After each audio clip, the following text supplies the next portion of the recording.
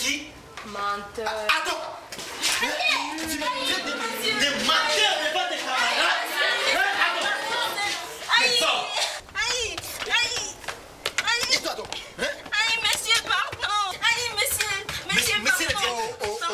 C'est quoi les Non. Monsieur le directeur, cet élève m'empêche d'enseigner. Elle me traite de menteur devant ses camarades. Elle risque d'influencer les autres. Monsieur le directeur, qu'il vous plaise, faites quelque chose. Dis calme. Vous pouvez aller occuper les autres. Je vais m'en occuper. Oui, monsieur le directeur. Mais si vous ne faites pas quelque chose, dans les cas contre moi, je démissionne. Ça va aller. Ma fille, qu'est-ce qu'il y a? Tu traites ton enseignant de menteur. Mais c'est grave ça. Monsieur, je voulais juste que l'enseignant prouve ce qu'il nous enseigne, c'est tout. Et qu'est-ce qu'il vous enseigne qui nécessite des preuves? Dans les cours de géographie, l'enseignant nous a dit que notre pays est riche.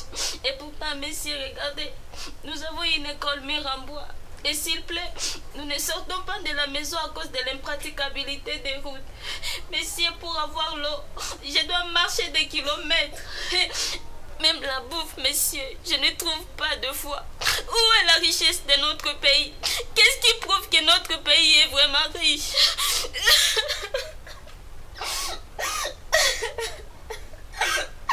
C'est faux, je ne suis pas d'accord.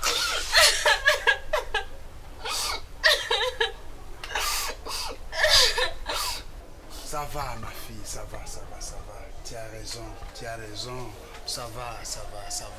Tu vois, ce pays riche, la République démocratique du Congo, il y a trop de richesses. Il y a de l'or, il y a le cobalt, il y a les diamants, il y a la castérite.